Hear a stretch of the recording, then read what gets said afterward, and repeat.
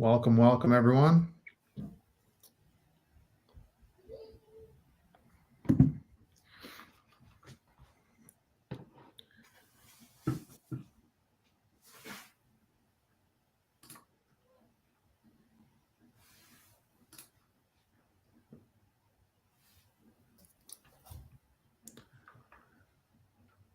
Like always, we'll give it a few minutes before we jump into the topic.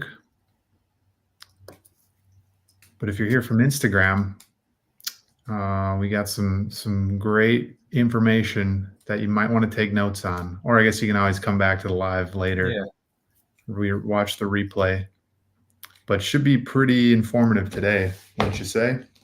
Yeah, I mean, I think the whole name of the game with Amazon is sourcing, and in order to source, you have to be able to read Keepa charts. And I think just in general, understanding how different people analyze different charts, and we have some niche stuff and some general stuff. This is just going to be like scratching the surface because there's so much opportunity. If you can master Keepa, you will find success with Amazon. Like that is really the name of the game. Big time. Yeah, I mean, we'll cover a couple listings, but there's thousands of different variations of what scenarios of charts you can see, and it's gonna, change with everything. So if you understand the basics, which we'll try to be, I don't know if we'll keep it too high level. We're gonna probably dive in pretty deep on some of these things, just because I think there's not a lot of that type of content out there. Everyone keeps it high level, it feels, on social media for the clicks and the likes and stuff. But we're gonna break down each product. Well, I guess now we're not announcing the topic, I guess. But so we have for you guys, we have some Keepa charts that we handpicked, and we're gonna kind of do a deep dive on the breakdown of how we look at these products, and then just talk about pros and cons, risk involved with the type of chart. We're just going to look at the chart itself. We're not going to look at, any of the profit calculations or anything like that. We're just going to assume that they're all profitable at the current price. And then, we're just going to go through the product breakdown and determine if it's, a good buy, a risky buy, something that we maybe want to keep track of, right? And do we like these types of products? Is there a way to find more of the products that look like, that specific chart? That's the nice thing about Keepa, is it's such a, there's so many things you can do with the tool besides just look at the price history and the chart history. So maybe we'll dive into that a little bit too. But been live for a few minutes. You ready to jump into that first product? I'll let you go first, I guess, and we'll go back and forth from there. If you guys have any questions on our breakdown, definitely drop questions in the chat. Yeah. If you have questions about other Amazon stuff, we're always happy to answer those things too. We'll be going back and forth between the chat and sharing our screens and stuff with Keepa. So definitely let us know. Don't be afraid to ask questions, and let's get into it. Yeah, so I'll kind of preface this chart here. I am specifically focusing on no sales rank items, okay? So I have two charts for you guys. I think we'll probably alternate, but the first one here, what I'm going to do is, let me first explain why no sales rank is valuable. It's because a lot of sellers that aren't experienced can't break down charts. They can't understand them, or they just stay away from them entirely because they have rigid metrics, which when you're brand new, that makes sense, to be honest. But with time, anytime there's an opportunity to have unique Keepa charts, it could lead to a major competitive advantage. And one of those that I really like is items with no current sales rank. So what I'm going to do is show you how to analyze a chart with no sales rank and my exact process, and kind of go from there. So let me take you into the chart here, okay? I'll just walk you through. This isn't necessarily rigid, but my process here. First things first, up here at the top, I'm highlighting it, number of reviews, okay? I don't get too caught up on what the actual rating is, 4.2. In general, I'm always more concerned about just the total number of reviews, unless it's absolutely horrific, like a 1 or something, or a 2 even. That could be a red flag. But I'm concerned with reviews. And the reason for that is because in my mind, I equate one review to every 100 sales. And it might even be more like one review to every 500 sales. But that lets me know on the low end, this has sold at least 1,400 times based on those numbers. Now, that could be right, that could be wrong. I'm not concerned. It's just a good metric that it's moving, okay? So then when we look at the chart here, the buy box has some good movement here, right? Up and down, up and down. Typically, if something's not selling, you're not going to see so much movement because it's going to be stagnant. People aren't going to be adjusting it that consistently. Then down here, something that I really like is not just the total number of reviews, but is it recently been increasing? Because if all the reviews came 5 years ago, that doesn't really help me with modern day. This is a 3-month snapshot. There was 11 earlier, the 3-month snapshot. It went up to 12 to 13 to 14. So these are recently increasing, which is a great indicator. And even if that isn't 100% accurate, it's progressing in the right direction. So I like that. And then this blue line down here is the seller count. And I like the fact that it's continuously fluctuating. Like here, there was 4, then 3, then 2, then 1. Then there was 4, 3, 2, 3, 2, so constantly moving, consistently moving. And what that tells me is that sellers are selling out of their inventory. Now, seller count, you take with a grain of salt because that doesn't tell you how much stock they have. If somebody has 1 versus if somebody has 100, the chart can look very different. But the fact that it is moving means that there has to be sales. So I like that a lot. And what we'll do now is span this out a little bit further. And I'll always show you guys before I do that, just because it doesn't have a sales rank chart, a sales rank now, doesn't mean that it never did. And you can go back in time to get an idea when the sales rank was caught, how did it look? So I start with a year snapshot. And sure enough, as you can see here, up until this time right here, which was beginning of this year, there was a sales rank as low as 10,000, as high as like 30,000, 40,000, like a very, very good sales rank. And from here, you can also see the amount of sellers is always decreasing and fluctuating. It comes in stock, it goes out of stock. The amount of reviews does have some fluctuation. It probably went from like a parent listing to a non-parent listing. But the fact is that recently we saw a nice steady increase there.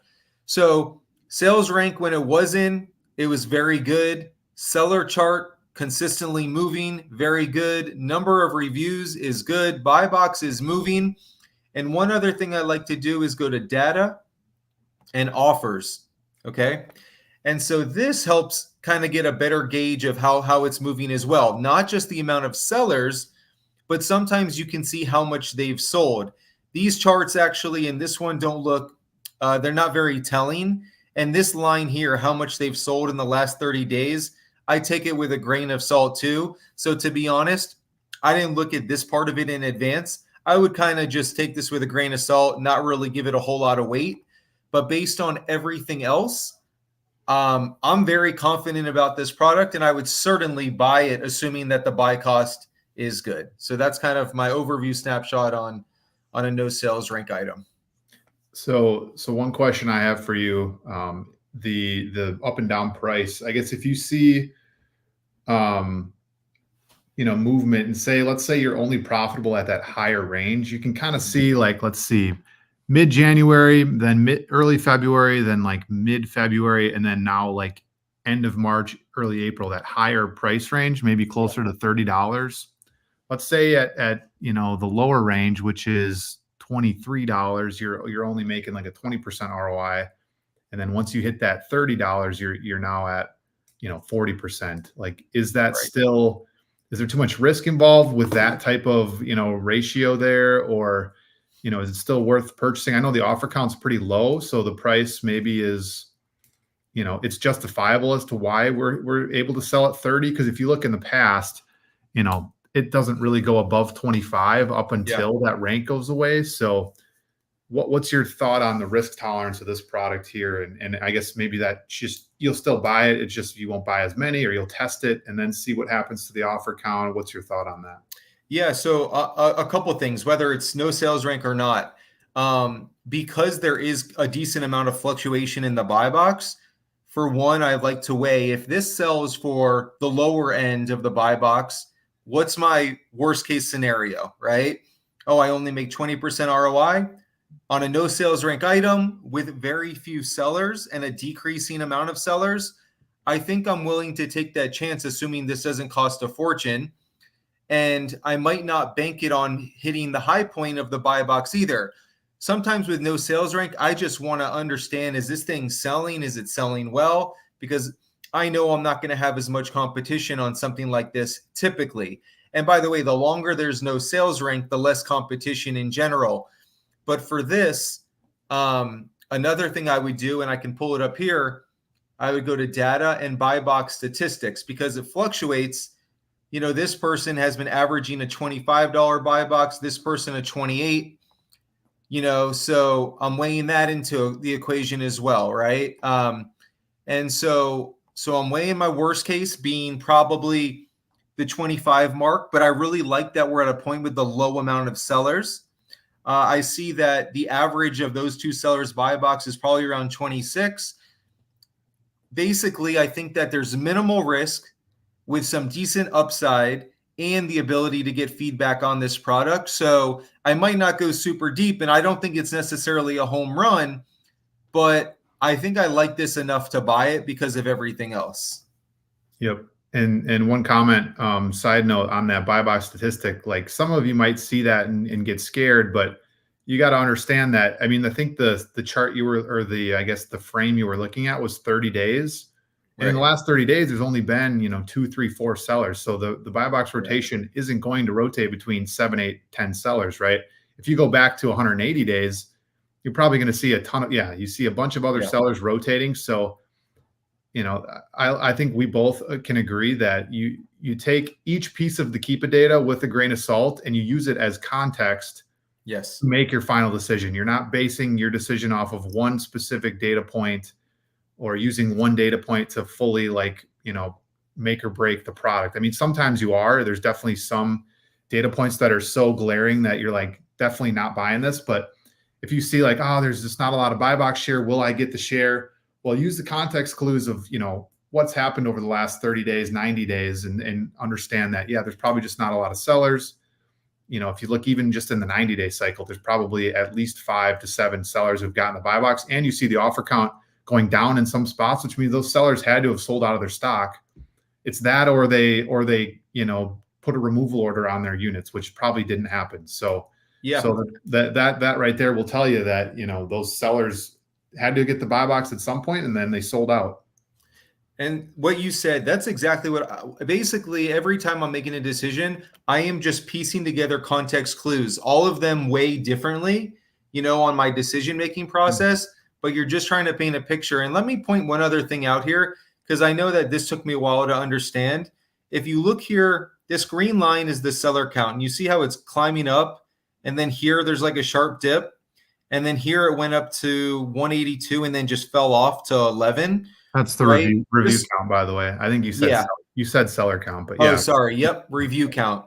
So when that happens, my interpretation or understanding is basically, I think it was part of like a parent listing, and now it became its own individual listing. So when that happens, I like to pay attention only after it's been readjusted, kind of like we did in the 3-month. This is, all within the proper time frame. But just so you know, if you see that type of chart, that's what's going on. Don't be like, this is completely, I don't know what's going on. That's probably all it is. So you just want to pick it up on the update. Yep.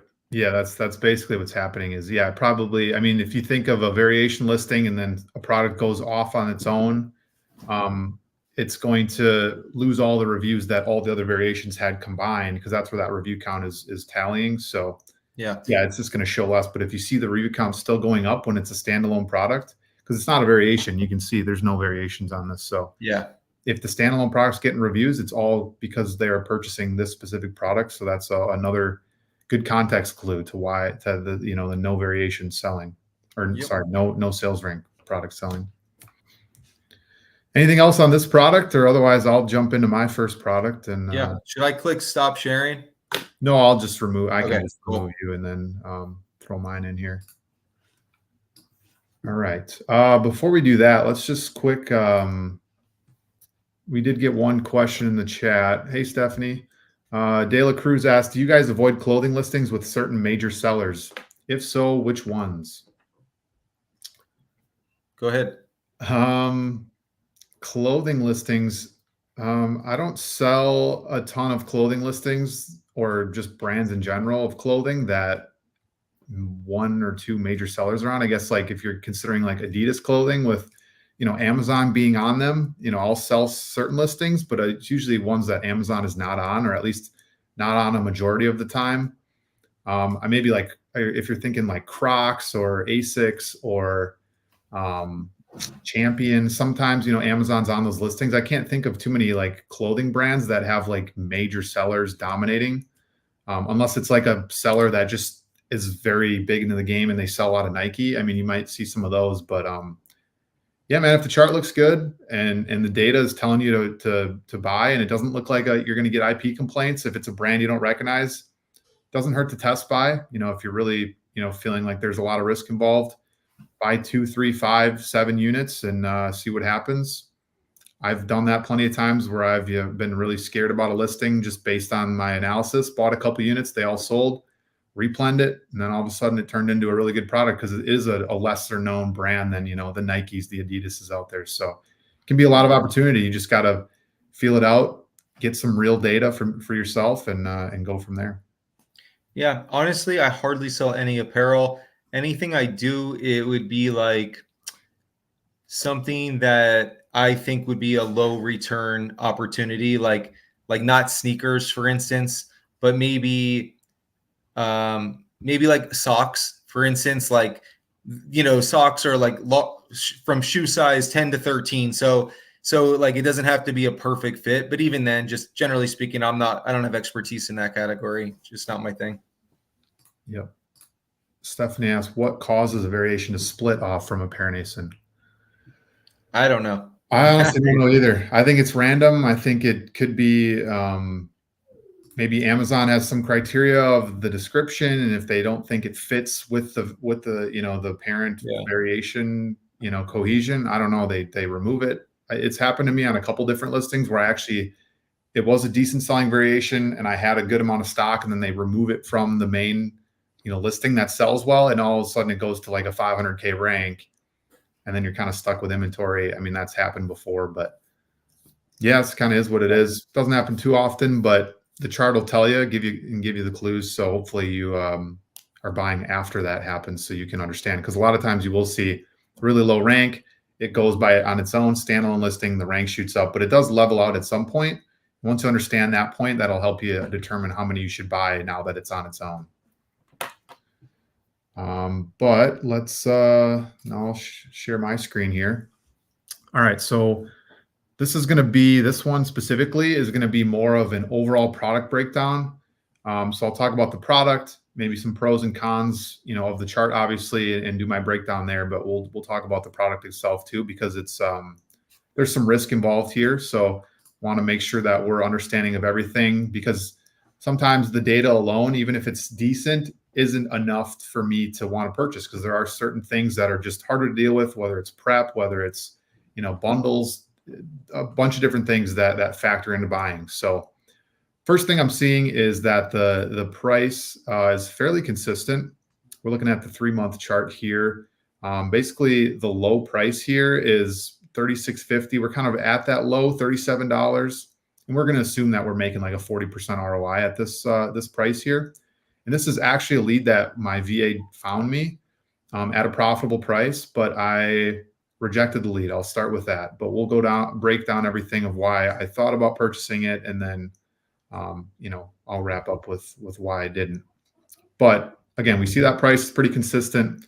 I mean, the offer count has only gone up from, say, like 2 or 3 up to 8 over almost a 3-month span. So it really hasn't, there's no major spikes here. We're not seeing huge swings in the offer count. And then we, consequently, we don't see a bunch of huge swings in the price, which is what we like to see. That's kind of a nice steady product. We see a slow increase, but nothing major that's going to cause this thing to go from 37 down to 33 in a matter of weeks, right? So the rank itself, not amazing for grocery. I think this is a grocery. Yep, grocery. It sells a little bit slow. We're looking at, somewhere right around that 50K over the last 90 days. Maybe it's like decreasing slightly as of recent. So, it's going to sell a decent amount, but, depending on how many sellers, it's not going to sell a crazy amount. We do see that offer or the review count, going up pretty consistently, which is a great sign. I mean, we've gotten 10, 11 ratings, reviews in the last 90 days, which is awesome. And then just being a grocery item in general, it's you're not going to get returns on this. So that's another bonus to a product like this. We'll look at the data offers. And let's see. Yeah, so again, kind of my thought process on this, what Jonathan kind of mentioned, and I'll reiterate, we don't really love taking one specific data point and using that as, the make or break decision. Sometimes that's the case, right? Like if you see the offer count screaming up in the upwards direction, that's clearly a make or break data point. But, if you see 1,000 in stock, right, screams red flag. But are we really, we need to understand, does somebody actually have 1,000 in stock, or does this listing actually have 1,000 in stock? Because if it's a 50K in grocery, maybe it only sells, 50 times a month, let's say.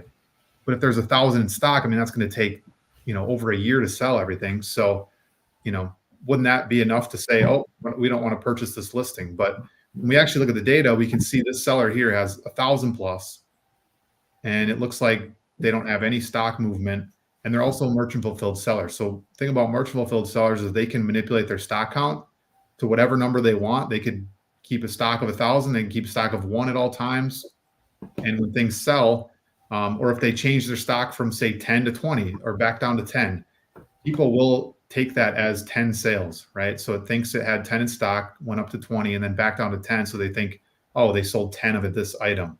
That's how Keepa, reads that movement. So Keepa, like I said, it takes things pretty literal. So if you see spikes like this, where it goes up from 4 back down to 1, right, that could be an FC transfer spike where it was checked in for a second and then they, went out of stock because it had to transfer to a different FC, and then, came back in stock up here maybe. So, but it's counting that as went from 4 stock down to 1. So that was 3 sales.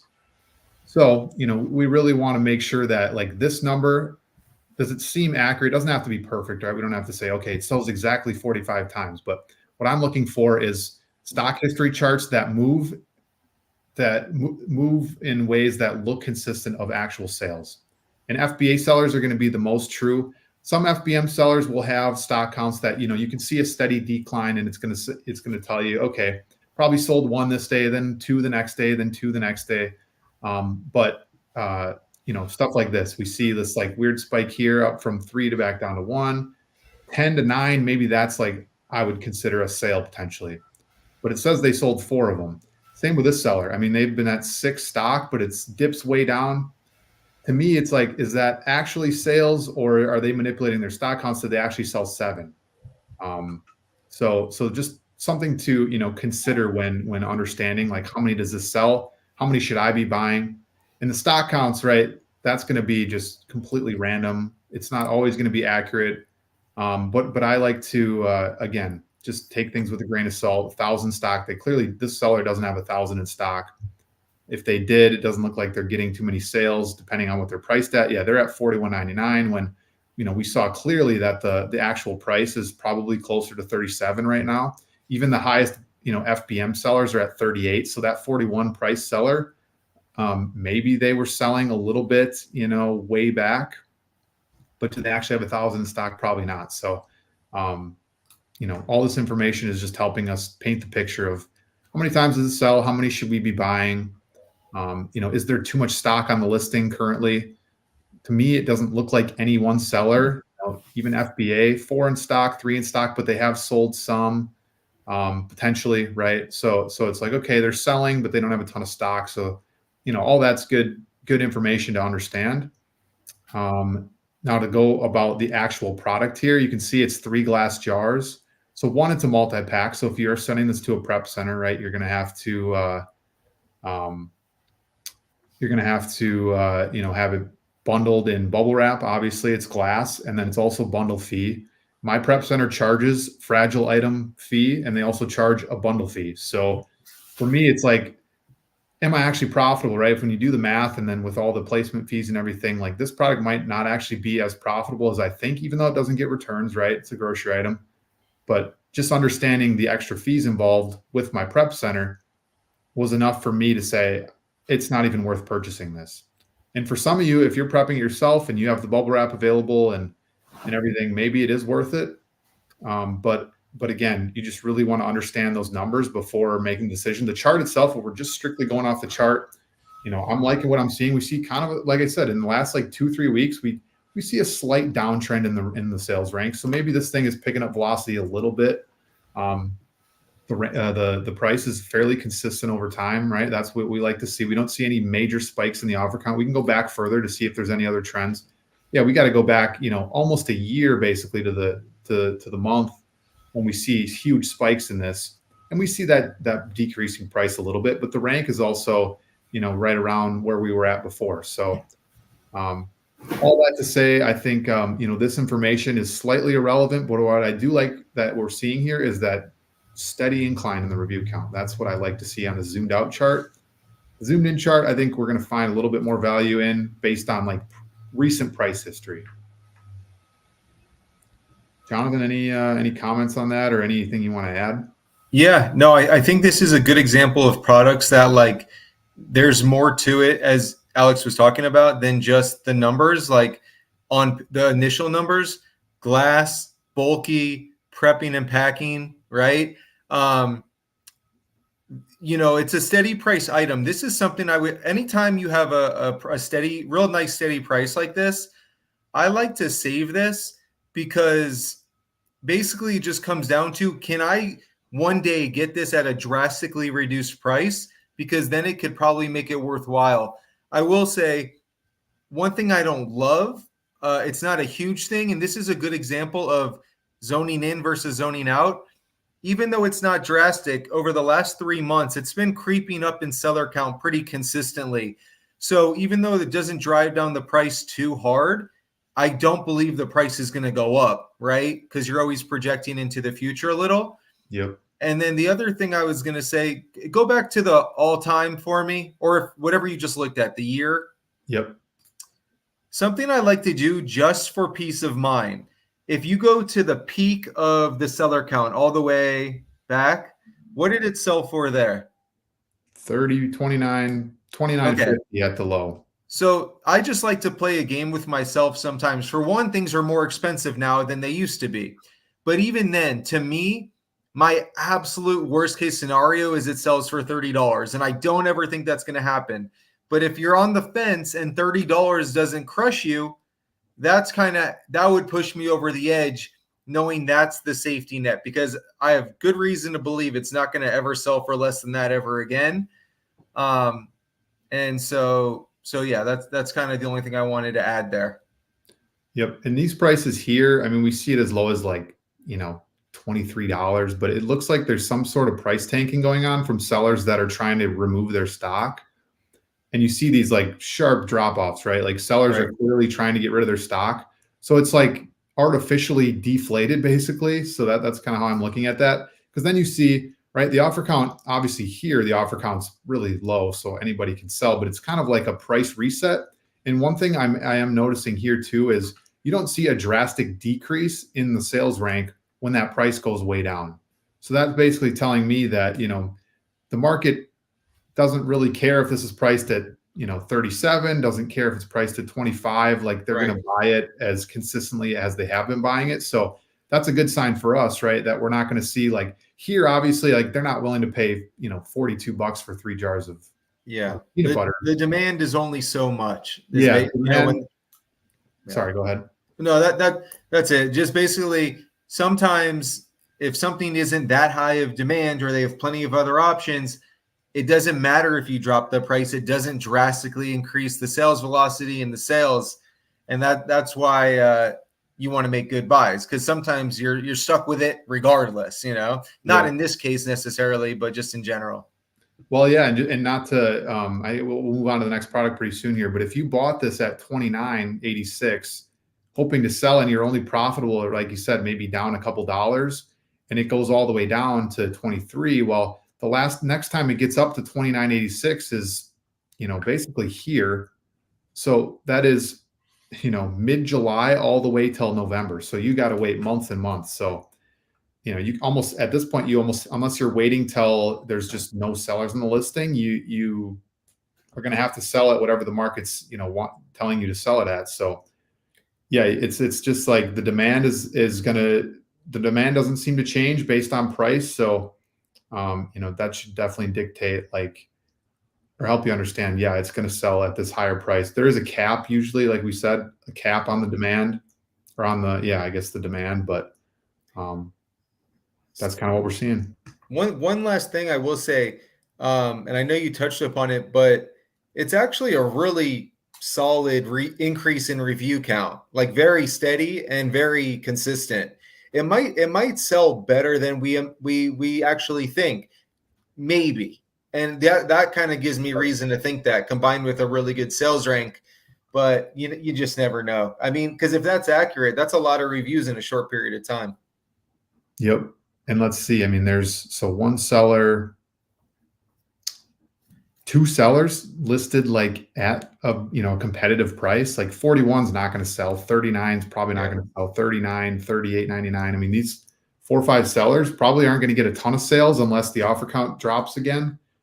So yeah, I mean, you could sell 15, 20, 25 of these in a month if you're consistently in stock, you're getting the buy box, and you're priced competitively. I mean, that's definitely could happen. So cool. Anyway, let's get back to another product here. But Jonathan, I will.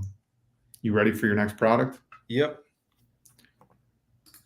Our mom appreciate the weekly #wealth. Consistent, my man. All right, we got our next Keepa chart. We're each doing 2 products here. So again, if you guys got questions while we're breaking it down, or just questions about other Amazon things, maybe we'll do a tiny bit of Q&A at the very end to answer any other questions. But yeah, let's get to the next product. All right. So what I'm going to do is I'm going to take you guys into Keepa Product Finder. Now, for if you're not familiar with this, to me, this is like my favorite way to source in general. But since I'm sticking to the no sales rank, I'm going to show you some simplified ways to filter out sales rank. And there's a lot of more nuance you can go, but just on a basic level. And I will say there's a lot of lines. Don't get overwhelmed. A lot of them you don't have to use. So the very first line, sales rank, we want to check no sales rank. Okay. Now, what I like to do here is for the 100-day average, not always, but for today, I want to show you, I'm just going to put 1. And the reason for that is basically what that'll do is say that within the last 180 days, there's an average, at least there was a registered average. Okay. If I don't have that selected, it could pick up products that haven't had a sales rank in years. That's not a bad thing. But for somebody new to this, I think it's nice being able to look at something that's more relatively new, no sales rank, than having to go way back in time. And that's why I put that 1 there. Okay. And then there's a bunch of other filters you can do. I'll put Amazon out of stock just so we're not selling against them. And then whenever I'm doing Keepa Product Finder, I like to narrow it down to a brand just to give me a reasonable amount. Right now we have 32 million down here products if I hit find products. So what we'll do is Starbucks. I just think that's always an easy generic one. That brings us down to 539. Okay. Now, something else I like to do to bring down that number to a more manageable size is go to review count currently, and let's say from 10. Okay. And that'll bring us down to 212. Now, a more advanced thing you can do is get into this at another point in time. We started getting into negative numbers and stuff. I don't want to do that. But in this column, you can actually tinker it so that the review count has been trending upwards, confirming that it's selling even with no sales rank. But again, that's a little more advanced. So here, one thing to mention, it is crazy. There's 32 million products on Amazon that Amazon does not sell but currently has no sales rank. Now, a lot Yeah. of those, like you said, they had a sales rank at one point. So if you remove that one, it was probably way more products. So Oh there's so yeah. much opportunity of people that are probably skipping these listings because they just don't understand them, or they say, no sales rank probably doesn't sell, when it's probably Yeah. not true. And so here before I click on anything, some of them have their sales rank average right here. So this is a good example, 158,000 90-day average, but currently no sales rank. Also the eye test, I like seeing that they have review counts, right? So actually this very first one looks like a good one to click on just to understand. So as you can see, the sales rank stopped right here where my cursor is, and then it just continued. Now, I'm not saying, by the way, all of these are winners, not by any means, but there could be a lot of opportunity here. This is a product that looks like it had a big gap of people out of stock. Sales rank fell off. I'd I would probably just exit out, try to get a different one here. Do you think putting a upper cap on that 180-day sales rank average would give you maybe some historically faster Yeah, moving I've products? I've absolutely done that too, and something we'll go back there. We can cap it at like, we'll just say I don't know, 75,000. Okay, so the highest the sales rank's ever been on average of these products in 180 days, and that brings us down to 94 products. So that's a good idea Pretty right there. specific. Yep. And then so we'll just go here. Okay, so here's a product that actually is like a double whammy. Not only did the sales rank stop right here and then people continued to sell it, it's also now out of stock. So to be very honest with you guys, my first reaction is this is probably even worth something looking into, to be honest with you. But so if I'm looking at this, I'm saying, okay, once again, over 5,000 reviews. Now, yes, this is part of a variation. Okay. And by the way, so I'll show you something after this, but I like that the seller count's been consistently down. I like that the review count's consistently up. Sales rank here was 20,000 up to 50,000. Okay. It lost sales rank here as well, but you see this huge decrease in sellers. That tells me it's been selling. It's Starbucks, etc. Not the easiest chart to read if you're new, but again, we're painting a picture here. It's Starbucks. When it's in stock, it's got a good amount of fluctuation on the seller count. The buy box is consistent yet moving. Sales rank is good. And by the way, if you don't understand variations, we'll take it one step further. We'll go back one more time, and this will really narrow us down. I just have to find where it is. You can actually select if you want them to be part of a variation or not. If I can find it. There we go, right here. No variations. Okay, so that brought us down to 15. Now, sometimes I like variations, sometimes I don't. Again, conversation for another day. You can do so much with Keepa Product Finder. So here's one. This is also out of stock. You'd have to go way back in time. Yeah, could be a season. A lot of these might be seasonal items too that only were available in stores at certain times. But yeah, depending on the brand. But and this will be the last one I'll show you guys. But just to get the gist, again, had a sales rank, now it doesn't. So we have to look at other context clues. Number of reviews up here. Is the seller count going down or moving? What's the recent review count doing? Again, here's a big drop off. So I'm curious. Here there was 75. Is there any more? No. Okay. This probably used to be part of a variation and wasn't anymore, like right here where the sales rank kind of fell off the roof. Yep.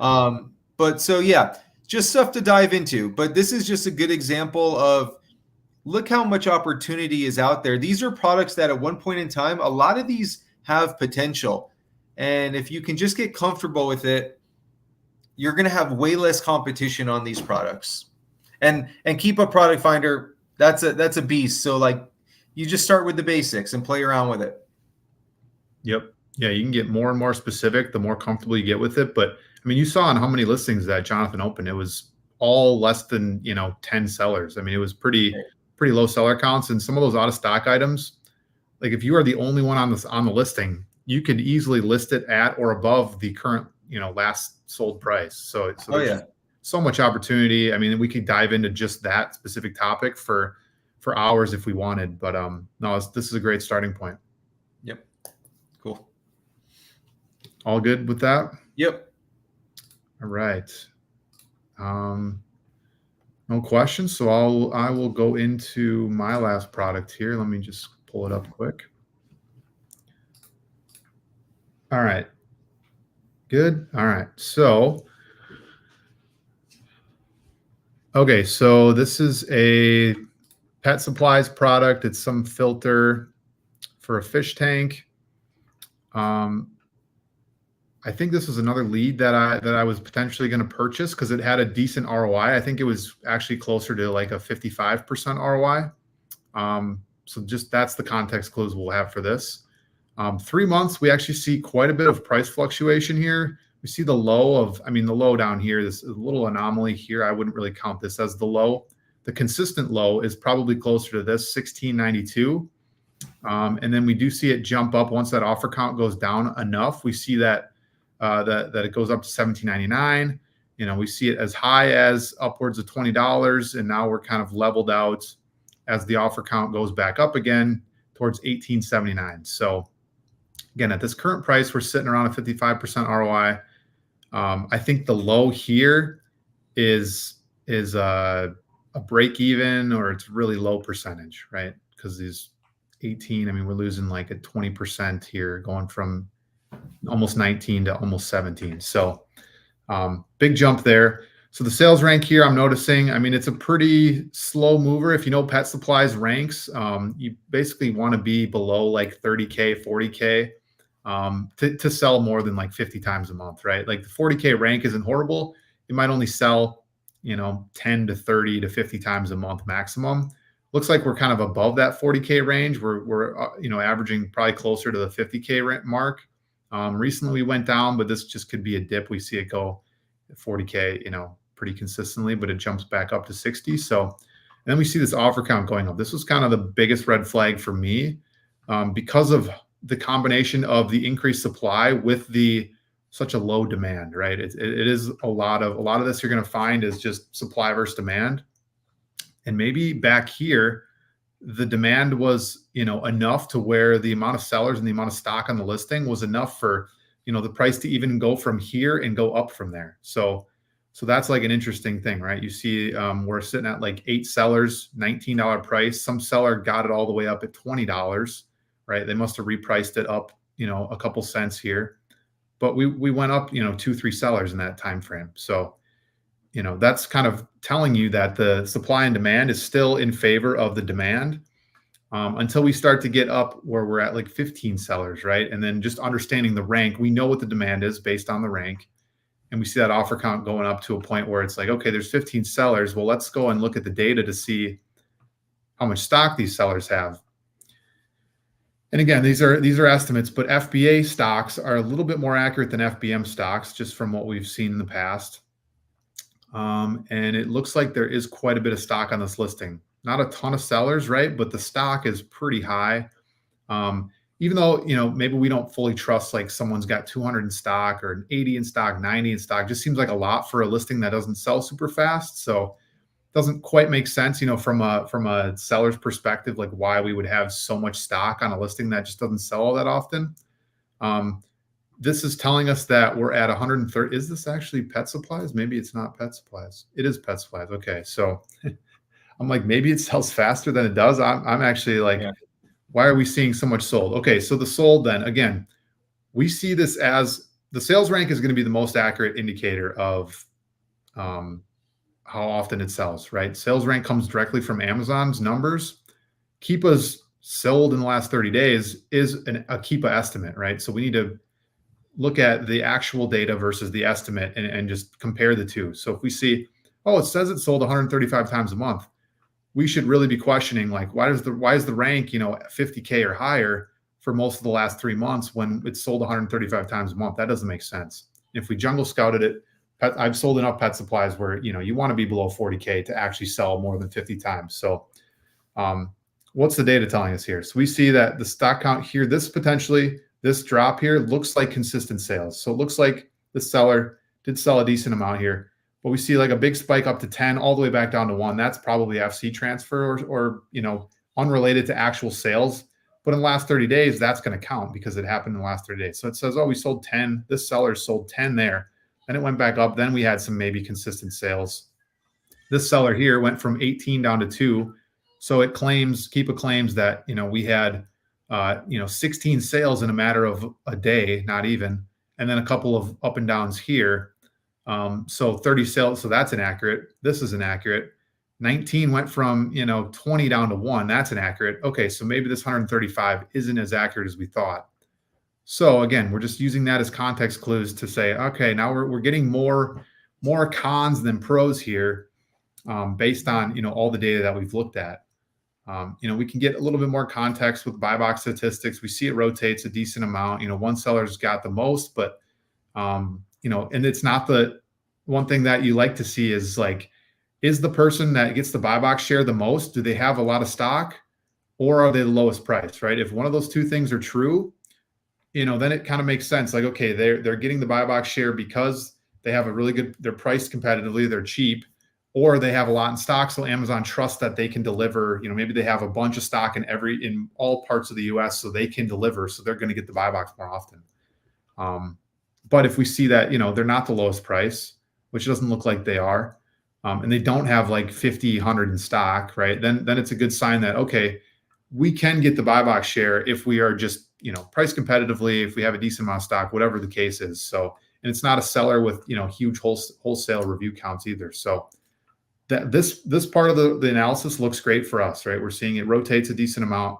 It's not a specific seller that's getting that buy box share, and the review counts are all over the place. So that's a great sign for us. But, for me, the red flag is we see this increasing offer count. And then we see that low price of down here where we were break even before. Again, maybe it's worth the risk where you're like, okay, I could buy a couple of units, try to sell out, make 40% ROI, because right now we're sitting at a 55%. Maybe by the time it sells, we're sitting at 40%. By the time we sell out of our 5 units, we're at 30%. So, okay, that was a win. But with how much risk we have, we could be buying faster moving products, right? Could potentially be at break even. For me, it just wasn't quite worth it. So, and it's not like this is a huge product or anything. It'd be an easy prep item, but again, just not quite the product I'm looking for. So any comments? I was rambling quite a bit there, but span it out for a year for me. Yeah. Yep. Okay. So hey, no sales rank. I like to basically what I'm looking at here is when's the last time that there was a timing when there was an increase the way that there is now. I mean, I guess around January of this year, but then all the way back to there, right? Yeah, and look what happens with the price there. It's an inverse of the seller count, which is very common, right? Yep. More sellers, more stock, price goes down. So unless you were like, I in general hate buying when I see an increase in the seller count the way that there is right now, because with Amazon, you're predicting the future a little bit. And so I don't have reason to believe that's going to fall off. So in my mind, based on this, price is only going to go down, Yep, exactly. Yeah. So again, if it moved a little bit quicker and we were getting 55%, right, then maybe I would say, okay, maybe some of those stock counts give us a little bit more confidence in the product. There's just too much risk in my mind, too much risk involved, especially when we see stuff like this in the past. Like, that was a while ago, but we just know that when there is too much stock, because I mean, we can't go back and look at that information, but when there's 30 sellers in the listing, we saw right now there's a bunch of sellers with 20, 30, 50 in stock. Who's to say there wasn't that much here? And then all of a sudden there is actually like 500 units in stock when this product only sells 50 to 70 times a month. Now the stock completely outweighs, the supply completely outweighs the demand, which is why you see these plummets, because some sellers are saying, okay, I need to get out of this. It's not a good buy. I got to invest that money into something better. And then all of a sudden you see a bidding war to the bottom and we see that level out. close to $12, $13. That's probably what they were purchasing at, hoping to sell it at, or lower, So anyway, I think we talked about this one enough, but yeah, it's not a, I mean, there's some good aspects to the chart, some positive aspects, some pros, but too many cons in my mind, too much risk. I think in general, if you have to convince yourself to make a buy, it's probably not the right move. I think also, like, when you get excited about a buy, don't become married to it. Like, the idea of it initially might not actually pan out when you really analyze it. And I find if you're ever really on the fence, like, just wait a little bit. I think we've all been through it, but you're sourcing for hours and you have nothing to show for it, and it's like, I'll just settle. But then come tomorrow, it's a good day, and it's like, damn, I spent a couple $100 that I could have spent on this. Now I can't spend it on this, or just, that you just, like, made a bad buy. And we've all been there, and you have to go through it. But, like, you just got to take the emotion out of it for the most part. Yeah, that's tough to do. I mean, It takes a lot of practice to, like, learn that, okay, I've seen this before. I mean, you just said it, like, you'll buy it today, and even like 3 days later, right before it even shows up to your house so you can even prep it, the chart already looks worse than it did exactly what you expected, right? I've seen it where it's like the offer count's increasing, but the price hasn't dropped yet. But by the time your stuff checks in, the price drops, 20, 30%. So it's like, Right. well, shoot, I kind of predicted that, but I didn't listen to my, too much emotion because I thought it was good at the moment, but it's not, that doesn't mean it's going to be good in 2-3 weeks when your stuff checks. And that's the hardest part, is predicting. And that's why it's important to weigh your worst case scenario. And if you don't know how to do that, a real simple way is, like, what's the lowest this has ever sold for? Or more realistically, if you have a ballpark idea of how many sellers there are, link that up to another point in time. Like, if there's 20 sellers today, when was the last time there was 20 sellers within recent time? And what has it sold for then? That's probably an accurate way too. And yeah, the more you do this and the more forced buys you make that don't pan out, the easier it becomes to not do it again and again. But you're going to do it. Like, it's just human nature, Yep. I think like 2 years ago, I was buying a lot of Nike because I didn't know what I was doing. And it was like getting to a point where it was starting to be saturation, but I would just buy it because based on the current status of that product and that listing, it looked great. And by the time stuff checked in, I'm like, holy crap, my REPRICER, I've set it already to $30 and it's already at 20. Like, what the heck? And that happened over and over again. And I didn't learn my lesson until I finally was like, man, I'm like, breaking even on so many of these products. Why is that happening? Well, I know what the chart looks like. It's telling me not to buy, but bought it anyway. And I mean, yeah, you see that stuff enough and eventually you learn from it.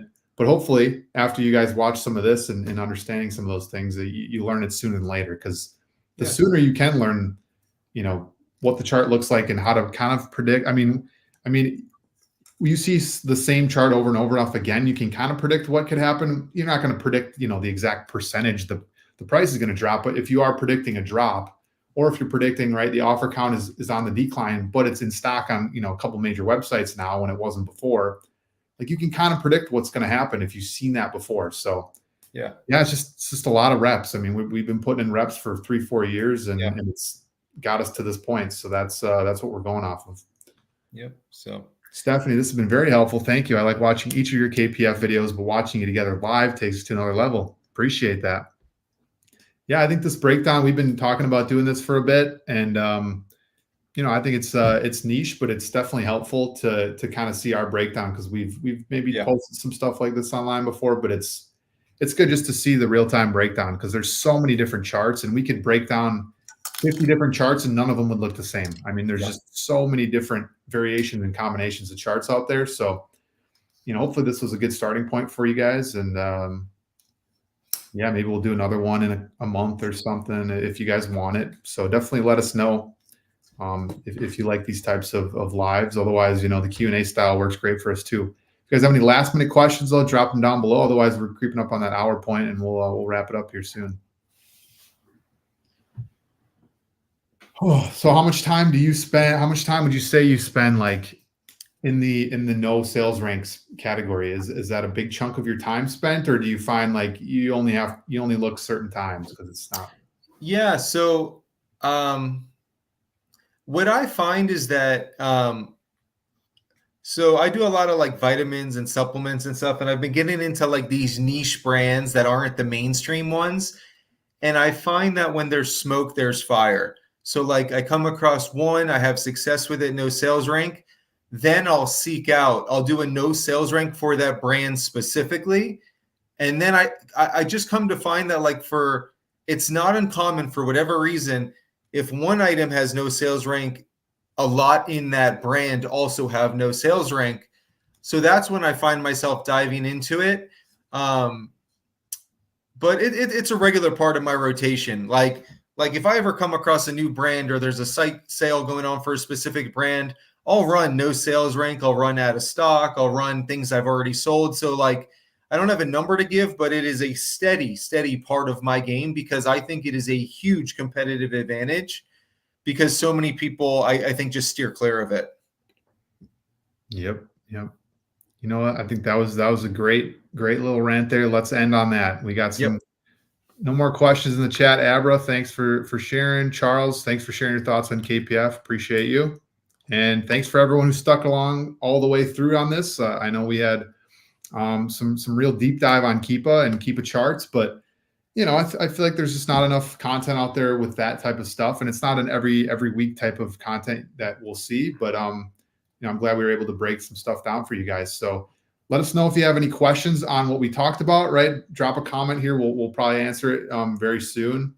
Let us know if you have any new topics you want us to talk about on these lives. We're always looking for new stuff to chat about. Otherwise, follow us on social media, and we'll see you guys next week, same time. See you guys.